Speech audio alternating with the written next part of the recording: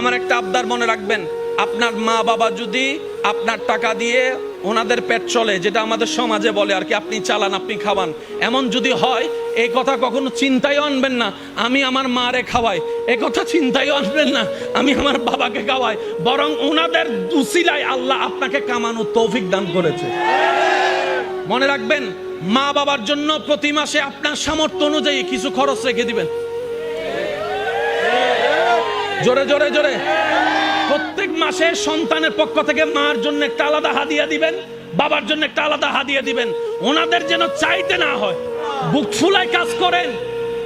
মার জন্য দেন, বাবার জন্য দেন। ঘরে বউ থাকলে বউকে বলেন, ও বউ, তোমার মা বাবা রেখে আসছো, আরেক মা বাবা এখানে আছে, আমি আমার জন্মদাতা মা বাবারও খেয়াল রাখবো। ওই মা বাবার কারণে যে তোমাকে পেয়েছি, ওই মা বাবারও খেয়াল রাখার চেষ্টা করব।